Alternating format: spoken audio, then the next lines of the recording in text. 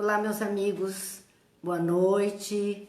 Hoje, terça-feira, dia 28 de abril, estamos aqui iniciando os nossos estudos desta noite. Espero que tudo esteja bem e que hoje transcorra melhor do que ontem, quando tivemos tantas interferências.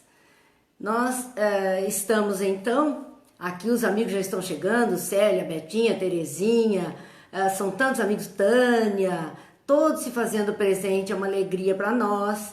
Sueli está conosco também, são muitos amigos, Maria Cristina, Marcos, Vera, eu gosto de dizer o nome de todo mundo, são companheiros de tanto tempo, Márcia assiste, e assim nós estamos dando boa noite geral, Valéria, a professora Laide, nossa companheira, enfim, sejam todos bem-vindos, Dilza, Terezinha, são muitos corações, muita alegria, espero que a imagem esteja boa, o som também, e que hoje nós possamos ter uma noite menos turbulenta que a de ontem. Então vamos sempre abrir os nossos encontros, agradecendo a Deus esta oportunidade, a alegria de estarmos juntos, de podermos de alguma sorte usufruir desses momentos onde estamos um tanto reclusos, para as nossas reflexões mais necessárias a respeito das obras espíritas que temos estudado semanalmente. Jane, Ruth, que bom! Nós, a semana passada, na terça-feira, estávamos estudando o livro dos médiuns, no seu capítulo 22, que falava da mediunidade dos animais. Vimos então a questão daqueles periquitinhos que tiram a sorte e que muitas pessoas poderiam achar até que eles eram médiuns de algum espírito para trazer uma informação, uma notícia, enfim, são os pensamentos. Rosa, boa noite, Anete também, Maria Geni, Vera Mardei, boa noite. E nós então paramos num trechinho do estudo onde Kardec analisava que o homem é um ser perfectível, ou seja, é um ser que trabalha a sua própria perfeição. É o homem, ao longo do tempo, evoluindo, ele está se tornando um ser cada vez mais perfeito dentro do máximo da perfeição que o nosso planeta possa oferecer a um ser vivo, a um ser humano aqui encarnado. E que o animal não é um ser perfectível, ele não trabalha pela sua perfeição, ele tem dentro da sua linha, da sua espécie, um clichê, é o seu modo de ser, é o seu modo de agir. Comentávamos a respeito de que ao longo de muitos anos, muitas vivências, os animais de uma determinada espécie têm sempre o mesmo comportamento. E que uma pessoa observando um ninho é capaz de identificar de que passarinho é. Se ele observa um tipo de cupim, ele é capaz de dizer que tipo de inseto vive ali. Então, porque esses insetos ou esses animais continuam tendo os mesmos comportamentos. É Maria, Gil, boa noite. Mas o homem não, ele está em constante mutação, em constante mudança. Ele vai buscando fazer diferente cada vez mais. E é assim que nós falávamos a respeito das moradias do homem, que passou do homem das cavernas ao homem hoje vivendo nas grandes metrópoles. Então as suas moradias sofreram mudanças, foram sendo melhoradas a cada período de tempo. Cidinha mandando 1000 corações. E eu agradeço isso, Cidinha. Mas na continuidade, e que é o tema então de hoje, dizia assim que na Terra existem princípios comuns a tudo que vive e se move. Então todo ser vivente na face da Terra, seja o animal ou seja o hominal, porque o mineral não é o ser vivente, mas o hominal e o vegetal são seres orgânicos. Então esses seres viventes têm alguma coisa em comum para lhe dar a condição de vida. E Kardec coloca o livro dos médiuns como sendo o sopro. Há um sopro no ser vivente, que o torna vivente e que o torna um ser orgânico. Se nós olharmos essa ideia, não é da codificação espírita. Se nós formos na obra do Antigo Testamento, na Bíblia, e olharmos o capítulo 2 de Gênesis, que é o primeiro livro da Bíblia, nós vamos ver quando fala da criação do homem e que Deus fez o boneco de barro e soprou em suas narinas e o tornou um ser vivente. Então veja que interessante a ideia do sopro divino sobre a matéria bruta, que seria a argila de que foi feito o homem, o boneco. E então Deus sopra as narinas deste boneco e ele se torna um ser vivente. Ora, meus amigos, é muito lindo nós pensarmos isso. Porque se Deus soprou, ele soprou algo de si sobre aquela matéria inerte que era o barro. E, de repente, essa matéria, com aquilo que saiu de Deus e impregnou a matéria, ganhou vida. Então, a criação da alma, a alma, por isso, quando Jesus diz, vós sois deuses, ele está dizendo que nós somos um pouquinho desse sopro divino, disso que Deus é, do tudo que Deus é, e que uma pequenina parcela foi soprada sobre uma matéria inerte, que é a alma do ser vivente. E é interessante quando Kardec coloca de que tudo que tem vida e se move na face da terra recebeu de Deus, então, esse sopro, recebeu a alma. Então, os animais têm alma? Sim, os animais têm alma. É um ser vivente que se locomove, tem alma. Estudando a doutrina espírita, nós vamos chamar isso, nós não, através dos ensinos da codificação, nós temos aprendido de nomenclaturar esse sopro, ou essa alma do ser de espécies animais e mesmo os vegetais como um princípio inteligente. Quer dizer, uma alma em rudimento. Enquanto no homem, esse sopro tem uma qualidade diferenciada, que é a alma e individualidade do ser. Seguiu-se uma linha de evolução para o princípio inteligente. Então nós seres vivos que nos locomovemos na face da Terra, estamos todos constituídos de alma, que em essência é o que somos em verdade, e a matéria que nos veste, quer do nosso corpo espiritual, quer do nosso corpo material, que é o visível a todos, esse tangível a todos. E os animais, eles vêm junto do homem, nesta corrente de seres vivos, como auxiliares do homem. Auxiliares na alimentação, auxiliares na vestimenta, auxiliares no trabalho, auxiliares na ajuda. E claro que num passado, o homem tinha muito mais dependência dessa ajuda dos animais para a sua sobrevivência. Dirceu, boa noite. Então, o homem tinha muito mais dependência, muito mais relação, e não via nem sequer os animais como seres até da criação divina, tão próximos de nós, via apenas como um seu serviçal mesmo, que Deus teria colocado na terra para servir a todas as necessidades humanas. Era esse o olhar. Na medida que nós estamos evoluindo, e assim esperamos mesmo que em futuro, e queira Deus bem próximo, o homem tenha essa maior consciência sobre o reino animal.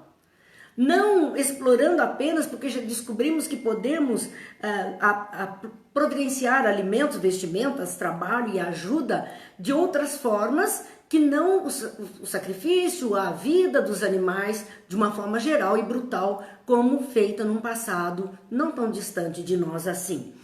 Portanto, os seres vivos estão aí. E o animal é dotado de um pequeno grau de inteligência, mas é uma inteligência, como dissemos, é um rudimento de inteligência, uma inteligência específica para o serviço que ele deve realizar. Lívia, boa noite. Didi, boa noite. Essa inteligência é quase que um programa, vamos pensar num programa de computador. Um programa específico para uma tarefa. Então nós podemos ver assim, há pessoas que têm instalado no seu computador um programa, um software chamado PowerPoint. Há um programa PowerPoint. O outro terá um AutoCAD. O outro terá um Excel que ele usa mais. O outro terá talvez um Photoshop. Então, são programas específicos para atender uma necessidade. Não respondem a tudo que nós queremos. Ivete, boa noite. O animal, cada um dentro da sua espécie, teria uma inteligência quase que como esses programas limitados para a tarefa que vão desempenhar.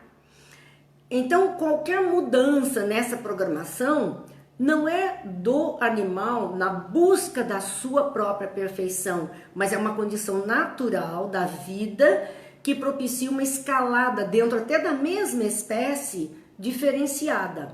Se nós vamos pegar os cães, por exemplo, do passado, cães selvagens, agressores, violentos, e hoje nós temos dentro dos nossos lares os cães como nossos companheiros, mesmo como familiar, queremos tão bem. E aqui vale lembrar aquilo que já disseram, questionaram Chico Xavier, porque algumas pessoas não se ocupam de crianças abandonadas, não cuidam mais dos seres humanos e dão tanto carinho e tanta atenção aos animais domésticos que ela tem ali na sua convivência. E não seria mais útil, né, que ela se envolvesse com seres humanos? O Chico muito tranquilamente respondeu: minha filha, essas pessoas estão aprendendo a amar com esses animais, a trocar carinhos, a ter atenção. Ela ainda não faz isso com os seres humanos. Então ela precisa dessa experiência para num futuro poder agir assim com os seres humanos também. Então estes nossos queridos que estão dentro dos nossos lares, convivendo e partilhando da nossa vida doméstica, esses animais, eles estão nos ajudando nessa forma de desenvolver sentimentos mais nobres, carinho, que nós vamos transferir posteriormente a outros seres humanos que ainda não conseguimos confiar ou olhar com tamanha atenção. Portanto, eles têm sim uma inteligência para a que vieram na face da terra, colaborar conosco também no desenvolvimento dos nossos sentimentos mais nobres. Bem, a questão do capítulo 22 era se os animais, a mediunidade nos animais, levando em consideração aquela história dos periquitos que podiam tirar a sorte, como era dito antigamente. Como esse fenômeno procede? E Kardec faz uma análise dizendo como funciona a questão daquilo que via das mesas girantes, do movimento. E o pessoal tá aqui, quem maltrata o animal ainda não aprendeu a amar, amo meus cachorros, filhos de pelo, quem não ama? Quem tem, ama mesmo, né? Quem cuida, quem tem carinho, sente isso mesmo. E que bom que eles estão nos ajudando a desenvolver essa sensibilidade maior para a vida. Para a vida. São os nossos companheiros de jornada nos ajudando a nos tornarmos criaturas mais sensíveis para a vida. Com toda certeza. Eu também tenho aqui em casa os meus, que são companheiros mesmo.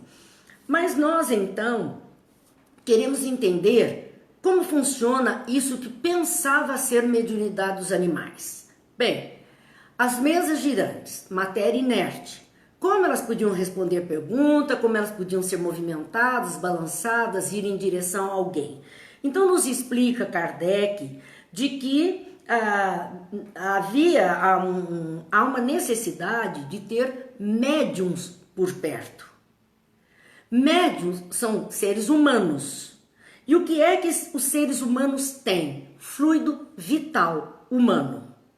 Pensemos no fluido vital como dos fluidos do nosso corpo, o sangue transportaria o nosso fluido vital, a nossa energia humana. Então nós temos esse fluido vital que obedece ao ser humano. Esse fluido vital que nos possibilita o relacionamento, a vida, a locomoção. Este fluido vital que muitas vezes é transferido de pessoa a pessoa, uma pessoa que está doente, debilitada, a outra se aproxima, é um abraço, um aperto de mão, um passe, uma palavra, o desejo que o outro fique bem, esse fluido transporta-se de uma pessoa para outra. Este fluido vital é usado pelo mundo espiritual, porque os espíritos têm o corpo espiritual semelhante aos que estão encarnados também, que nós temos então os dois corpos, o espiritual e o de carne, mas pelo corpo espiritual nos aproximamos e do corpo carnal os fluidos vitais são levados e envolvem todo aquele objeto inanimado e os espíritos então podem movimentar, dar momentaneamente vida, comando de vida para aquilo ali. É fugaz, é tempo limitado. Então, este é o processo para a matéria inanimada. E para os animais seria o mesmo, para que eles pudessem interagir. E aí faz-se a pergunta: os espíritos podem ser visíveis aos animais? Podem ser tangíveis aos animais? Gente, nós sabemos tantas histórias dos animais que perceberam a presença de seres espirituais, de pessoas desencarnadas junto de nós. Quem não sabe essas histórias? E o próprio Kardec coloca em O Livro dos Médiuns a respeito do cavalo. O cavalo tem uma sensibilidade muito grande, ele, por viver muito próximo do homem, ele tem essa sensibilidade mais aguçada. E por conta disso, ele tem uma percepção mais acentuada. Então, muitos relatos, e Kardec já deixa isso explícito na obra, dos cavalos que refugam diante de uma estrada, diante de uma porteira de fazenda, diante de um caminho. O cavalo refuga, ele não quer ir. Mas por que ele não quer ir? Tem algum perigo? Tem algum animal ali querendo atacá-lo? Não, ele refuga porque ele está vendo um ser estranho, um ser espiritual, aquele que não é o seu par de caminhada, de cavalgada, e de repente ele estranha, por isso ele para, ele estanca. Do mesmo jeito que cães e gatos também se assustam. Eles se assustam porque eles percebem outras presenças que nós não estamos percebendo. Isso me fez lembrar uma cena que eu acredito que a maioria aqui vai lembrar também, para quem assistiu Ghost. E vai lembrar que o assassino daquele jovem, que era o Patrick... não vou me lembrar o nome dele inteiro. Bem, ele era o personagem principal do filme e é assassinado. E o seu assassino vai até a casa dele. E a noiva dele estava dormindo. O assassino quer encontrar alguma coisa lá. E ele fica desesperado, ele está desencarnado, ele não consegue interagir com aquele bandido e quer livrar a noiva da perseguição. Quer livrar a Patrick Swayze. Ah, lembrei. Vieram soprar aqui, mas os anjos de guarda aqui funcionam. Então, gente, a Lena tá dizendo que a gatinha dela acabou de desencarnar. Ah, que São Francisco recolha esse princípio inteligente em seus braços amorosos e que ela seja feliz na caminhada evolutiva que está fazendo também. A gente sente falta, com certeza. Mas voltando então à cena, nós vemos que ele não pode interagir com o bandido. E ele está preocupado em sua noiva ser assaltada. Então, o que ele faz? Ela tem um gato na casa. E ele se aproxima daquele gato que está dormitando em cima de um objeto. E no que ele se aproxima, ele dá um susto no gato. Ele está desencarnado. Instantaneamente, o gato grita, esperneia e pula. Só que ele pula em cima daquele bandido que estava tentando assaltar a jovem. Veja, o gato viu o espírito, o desencarnado. O bandido não viu, mas o gato reagiu. Então não é que o espírito entrou no gato para o gato pular no bandido, não foi isso.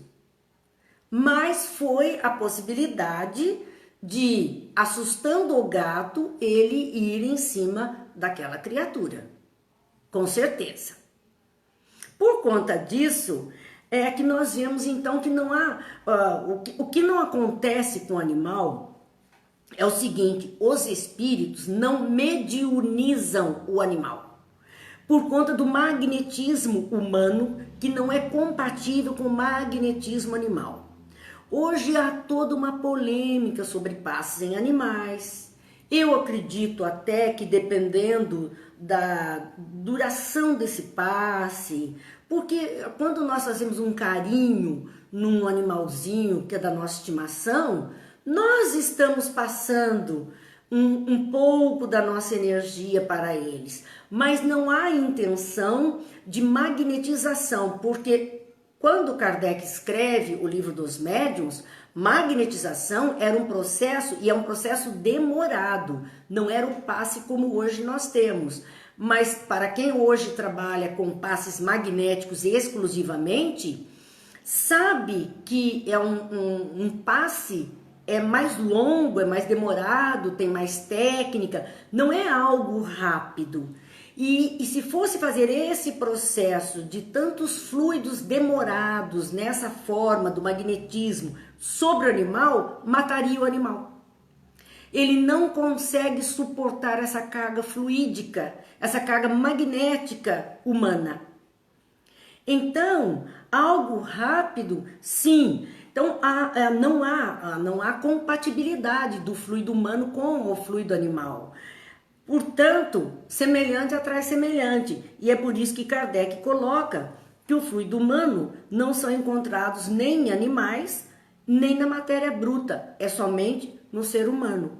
E espírito para espírito, a conexão está aí, nesse campo de fluidos humanos.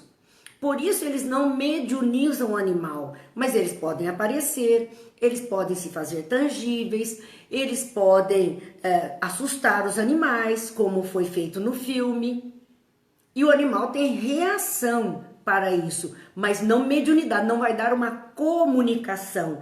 Até porque, continua Kardec neste capítulo, Yara, boa noite, Vicente, boa noite, continua nos dizendo que o espírito tira do cérebro dos médiuns os elementos necessários para dar ao seu pensamento a forma sensível e apreensível para a voz. Gente, quer dizer, houve primeiro uma conexão fluídica, perispírito a perispírito. Depois, é preciso que os espíritos encontrem no cérebro das pessoas, dos médiuns, elementos, linguagem, conhecimentos, que eles possam usar para transmitir, para vestir, para dar ao seu pensamento forma, e assim aquele médium poder traduzir em palavras escritas, faladas, desenhos, ações, não importa, o pensamento que está vindo até ele. Aí a obrigatoriedade dos médiuns estudarem sempre, se aperfeiçoarem neste ou naquele caminho, buscarem aprender de tudo um pouco. Por quê? Porque ele estará colocando material para dentro de si para que os espíritos possam tirar e usar na hora que necessitarem. E como isso está fazendo parte da linguagem do conhecimento humano, coisa que o animal não pode fazer. Então, o espírito não teria como transmitir uma mensagem via animal. Mas ele pode utilizar esse animal para um alerta, para um socorro. Isso ele poderia, através dessas influências que ele pode, então, realizar. Kardec vai, então, falar sobre isso. E é com auxílio de seus próprios materiais que o espírito, que o médium traduz o nosso pensamento para a linguagem popular. Há um pensamento irradiado. Aquele que estiver na sintonia vai captar aquela irradiação mental, aquele código, e vai decodificar aqueles sinais com os elementos que ele tem no cérebro.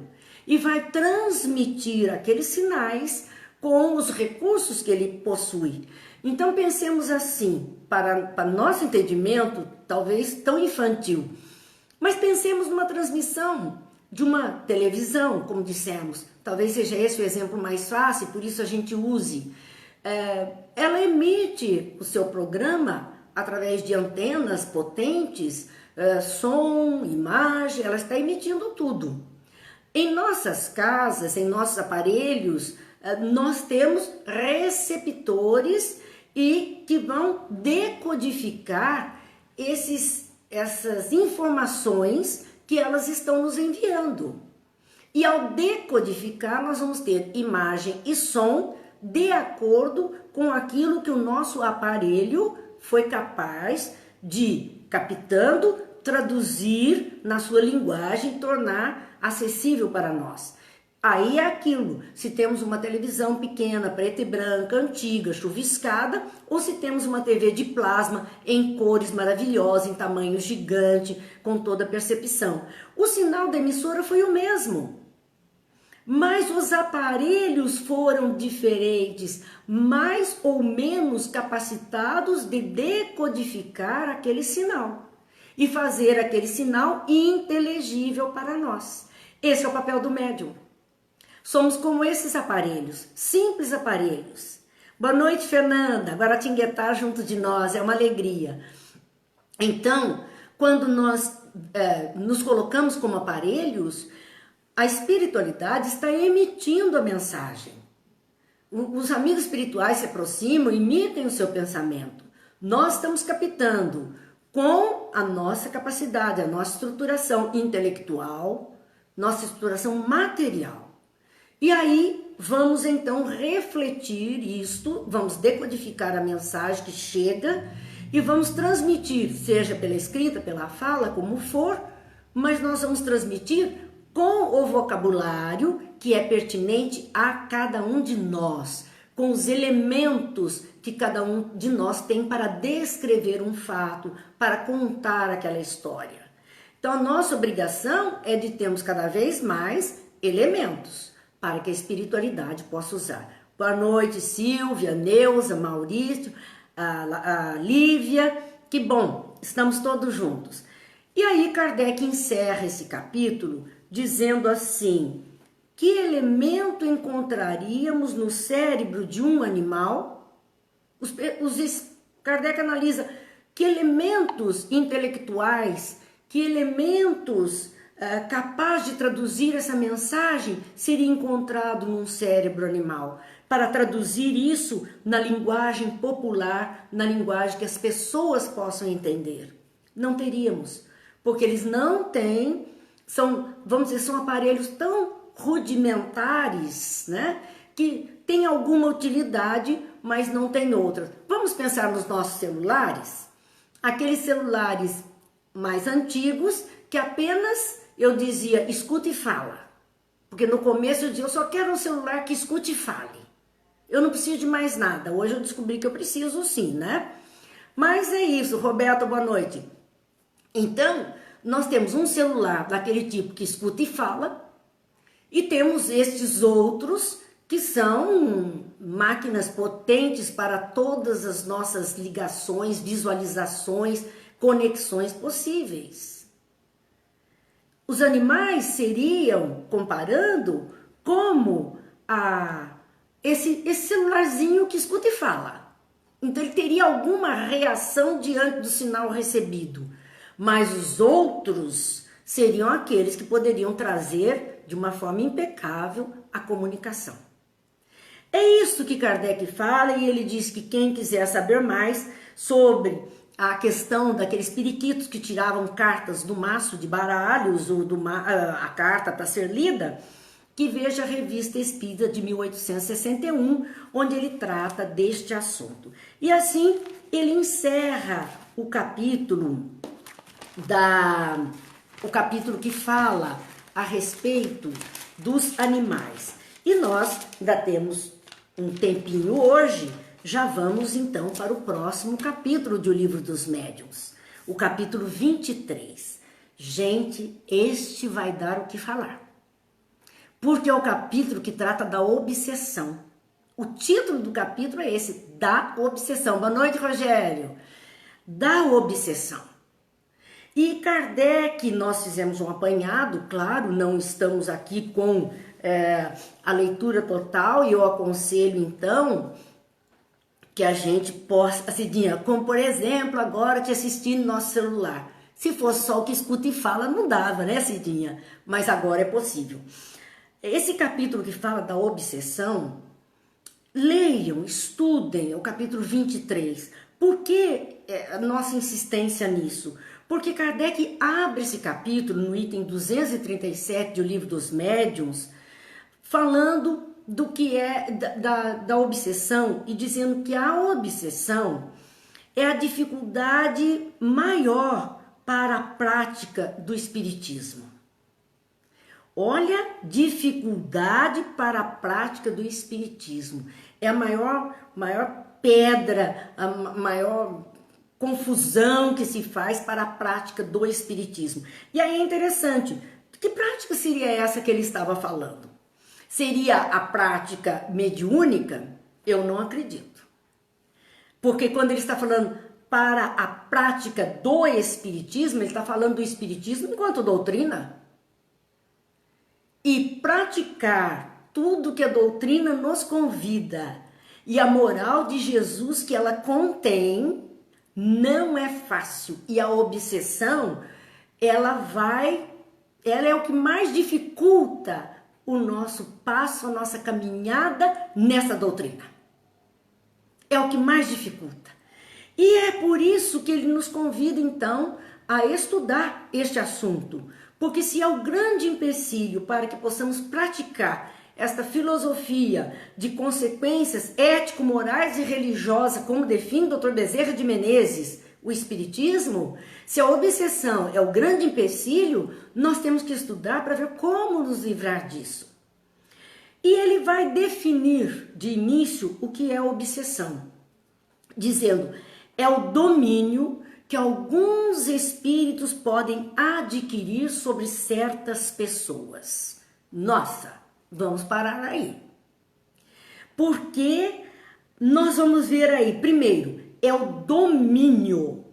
Então, existem mentes, criaturas, que conseguem dominar outras mentes, outras criaturas. E domínio é tomar posse, é tomar a direção, é controlar. Então, é o domínio que alguns espíritos, quer dizer, não são todos que têm essa prática. Não são todos que agem assim, ou que conseguem agir assim até. Não são todos. Mas eles conseguem, o domínio que alguns podem adquirir sobre certas pessoas. Não são todas as pessoas. São certas pessoas. E percebam que ele fala que é um domínio que ele pode adquirir. Poxa, eu só posso adquirir de alguém alguma coisa se este alguém estiver me oferecendo. Percebem o que ele está dizendo a respeito dos obsessores? De espíritos que vêm dominar as nossas mentes? Só se eles puderem adquirir esse domínio sobre nós. Então existem meios que nós estamos oferecendo. Juliana, que bom te ver. Maria Regina, que bom te ver também. Existe então alguma possibilidade que nós abrimos brecha, que nós fazemos o link para que eles vão nos dominando gradativamente. Somos nós que estamos dando a oportunidade. Então não temos que culpar obsessores. Não vale mais chegar na casa espírita, dizendo, eu vim aqui porque disseram que eu estou com obsessor e eu quero que tire esse obsessor de mim. Ninguém vai tirar. Somos nós mesmos que vamos precisar nos livrar disso, cortando essa possibilidade, cortando esse poder, e não oferecendo mais a condição de aquisição desse espírito sobre a nossa mente. Somos nós. Ciene, que bom, faz tempo, hein? Que gostoso ter você aqui conosco. Continuava Kardec falando sobre certas pessoas. Então não são todas as pessoas, existem condições para que esse domínio se estabeleça e somos nós mesmos que estamos oferecendo essa chance para que o outro nos domine. Ninguém nos domina se nós não concordarmos com essa dominância ou aceitando essa dominância, nos tornando frágeis, nos colocando à mercê dessas outras consciências. Quem são esses, então, que conseguem, né? Que conseguem. O pessoal está dizendo aqui, é o nosso pensamento que atrai, é a nossa faixa vibratória. É aquela conversa de ontem, do estudo de ontem. Quando falava do cuidado que temos que ter com o nosso pensamento, porque é esse o mundo que nós mergulhamos e vamos possibilitar essas aberturas todas. Mas Kardec define assim, que espíritos são esses que conseguem isto? São sempre espíritos inferiores que procuram dominar. Luísa, saudade, que bom. Gil, Maria de Lourdes, que bom, Lourdes. Veja, espíritos inferiores que procuram dominar. Esses são os obsessores. Só pelo fato de querer dominar, mostra a sua inferioridade. Os inferiores, esses espíritos que têm essa tendência, são ainda muito grosseiros. Porque, diz ele, os bons espíritos, está aí no Livro dos Médiuns, no item 237, do capítulo 23, não exercem nenhum constrangimento. Eles não constrangem as pessoas, não obrigam as pessoas, os bons espíritos. Jesus, o maior símbolo de bondade na face da terra. Quando alguém dele se aproximava, ele perguntava, o que queres que eu faça? Ele poderia impor a sua vontade, mas ele não impôs. Ele questionou, o que é que você quer de mim? O que você quer que eu faça? Tal coisa, Senhor, então tá bom, eu resolvo, mas vá e não peque mais. Ele aconselhava a ir e não voltar pelos mesmos caminhos, a fazer diferente. Ele não impunha, eu só te curo se você for agora por outra estrada. Nunca ele falou isso. Porque o espírito bom não fala isso. Ele ajuda. Ele ajuda e pode aconselhar. Então, os bons não exercem constrangimento. Jesus não constrangeu nenhuma criatura que o procurou, fosse por religião. Você é judeu, você é fariseu, você é gentio, o que você é? Porque eu só curo se for judeu como eu. Nunca, jamais ele falou isso. Ele atendeu ao centurião romano, gentio. Ele atendeu do mesmo jeito. Ele não constrangeu essas criaturas. Olha, e não constrangeu tanto que quando o centurião romano o procura porque o servo dele estava doente e ele vai até Jesus pedindo a cura do seu servo, ele simplesmente diz a Jesus que não precisaria ir à sua casa, porque se ele ali dissesse uma palavra, ele sabia que o servo seria curado. Porque iria constranger aquele centurião romano se Jesus, como um judeu, entrasse na sua casa para curar um servo. E Jesus entendeu perfeitamente. E o servo foi curado perfeitamente. Sem constrangimento para Nicodemos, para aqueles pecadores. Então, nós vemos essa atitude dos bons. O que eles fazem? Aconselham e combatem a influência dos maus.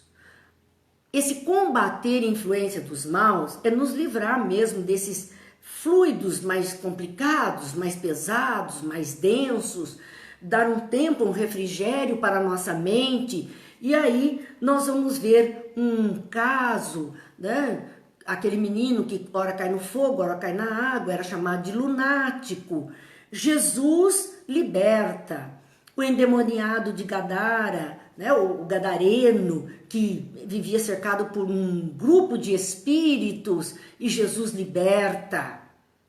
Então, ele combate a influência, ele dá um refresco para aquela mente, para que ela busque um caminho diferente, um caminho melhor. E se não os escutam, o que eles fazem? Retiram-se. Então, nós temos que ter esse cuidado. Nós queremos a presença dos bons amigos espirituais, dos nossos protetores, mas nós temos que fazer por merecer essa presença. Nós temos que fazer por merecer. Porque, simplesmente, se nós não dermos atenção à melhoria, ao cuidado, ao zelo da nossa alma, higiene da alma, como dissemos já um dia desse, é preciso fazer a higiene da alma. Se nós não fizermos isso, eles irão se afastar de nós. Eles não vão impor a sua presença a nós. Nós não queremos a sua amizade, nós não queremos a sua companhia, preferimos as outras mais mundanas e eles deixam. Deixe que os mortos enterrem os seus mortos. É o respeito pelas escolhas. Mesmo que essas escolhas venham a trazer dores, aflições, mas é o respeito pelas escolhas. E quanto aos espíritos maus? Esses que vão nos influenciar para coisas piores, eles agarram-se aos que conseguem prender. É uma teia. Tecem uma teia em torno da criatura e se agarram a essa criatura. Daí a expressão que a gente ouve muitas vezes de vampirização. De ficar ali sugando aquele fluido vital, sugando a energia da criatura. Mas a criatura não faz nada para sair daquele estado. E vai ficando, o outro vira um parasita, que está ali simplesmente vivendo nessa convivência com ele, usufruindo das suas energias. Então, continua Kardec nos dizendo, eles exercem o domínio, identificam-se, como eles fazem esse domínio? Identificando-se com o espírito da vítima. Então, às vezes, nós estamos naquela condição que os antigos diziam, por fora, bela viola, por dentro, pão bolorento. Por fora, cara de santo, voz mansa, atitude, né? A gente fala essas atitudes mais mansas, comedidas, o verniz da educação. E por dentro, quem somos nós de verdade? Qual é o nosso campo mental? Como estão os nossos sentimentos? O que é que carregamos na alma? Quais são os desejos interiores que estamos carregando? É isso. Eles não olham o por fora. Eles nos conhecem por dentro. Porque eles observam o nosso mundo mental. As nossas emoções, nossos sentimentos se transformam em radiações luminosas na nossa, como diz André Luiz, no nosso campo áurico, que é o nosso campo mento-eletromagnético. E ali as energias se mostram em cores. Eles fazem a leitura. E fazendo a leitura, sabem com quem estão andando. Então, identificam-se com o espírito da vítima e, após dominá-las, passam a conduzi-las como se fossem crianças. Dito as regras, põe as ordens. E aqueles mais frágeis vão, então, tomando essas regras e cumprindo esse parecer. Quais são as características da obsessão? Então, nesse mesmo item, Kardec diz, diversas são as características da obsessão e por isso é preciso distinguir com precisão. Então, é leviano de nossa parte, quando procurados por pessoas que estão em estado de perturbação das mais variadas, alguns desajustes, desassossegos na vida, instantaneamente rotularmos como obsessão. É obsessão. Tem um obsessor, está perturbando, coitadinho deste, está sofrendo. Não, não é coitadinho deste. São comparsas. São companheiros de jornada, porque tem algo em comum. Precisamos ajudar ambos. O desencarnado no trabalho mediúnico, o encarnado nas terapias do evangelho, na casa espírita, no lar, no dia a dia, a mudança dos seus conceitos, da sua conduta moral. É assim que são ajudados. Então, são tão diversas as obsessões, os tipos de obsessão, quer dizer, as características. Então, eu não posso dizer, essa pessoa, ela tem um tique nervoso, ela mexe a cabeça. Então, é um obsessor. Não, ela pode ter um problema neurológico. Ela pisca com o olho só o tempo inteiro. É tique nervoso? É problema neurológico? Tem um cisco no olho? Como é que eu posso dizer que isso é obsessão? Vera, boa noite. Nós não podemos dizer. São muitas características e a recomendação de Kardec é esta. É preciso distinguir com precisão, observar muito.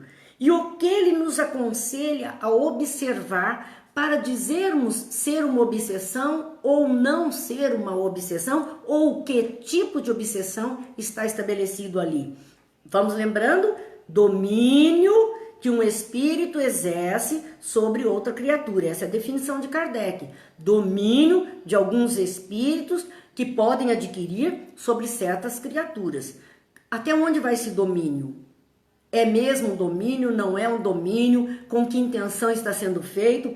Então ele diz, observe o grau de constrangimento, o quanto essa pessoa está sendo conduzida para aquela atitude, para aqueles pensamentos, para aqueles desejos, o quanto ela está sendo consumida.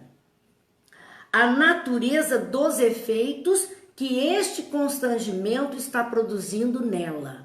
Doenças, desajustes, insônias, angústias, lágrimas, aflições, más palavras, atitudes de ódio, grosserias, ataques. Depende então do que é que isso tem que ser analisado. E há variedades. Dentro de toda essa análise, nós vamos ver 3 tipos essenciais de obsessão, que é a fascinação, a obsessão simples e a subjugação. É esse tipo de constrangimento. O quanto de constrangimento existe? Uma fascinação, uma obsessão simples ou uma subjugação? Bem, nosso horário extrapolou. Vamos deixar a continuidade disso para a segunda quinzena do mês de maio, porque nós temos já na outra semana a obra O Livro dos Espíritos em Andamento, que estamos na conclusão. Espero, meus amigos, vimos apenas o item 237 do capítulo 23, que trata da obsessão em O Livro dos Médiuns. Aproveite, leiam, vamos pensar juntos, vamos descobrir caminhos e vamos nos cuidar. O convite é cuidar da nossa casa mental.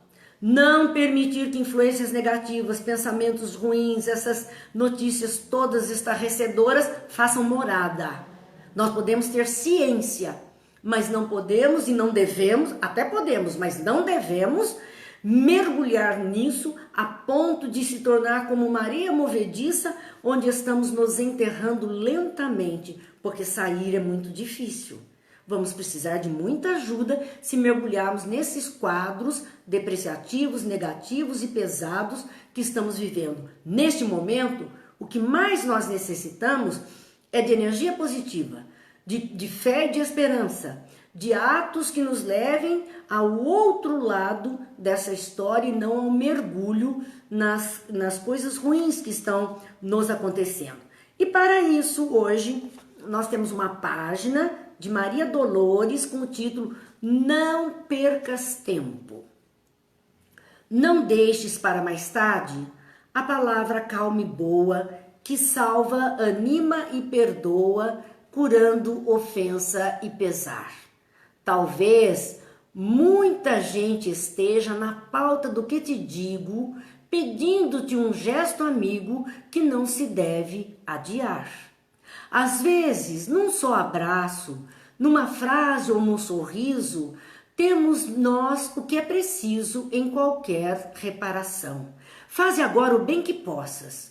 Não aguardes outro dia. Bondade semeia e cria vida nova no coração.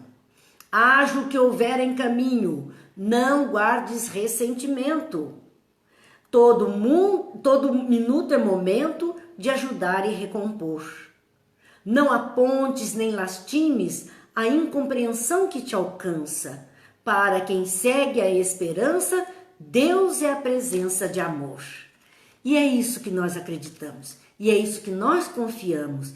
O trabalho está aí, conosco mesmo e com todos que partilham conosco da caminhada. Não podemos mais perder tempo. O tempo urge e nós precisamos dar conta daquilo que viemos fazer na terra.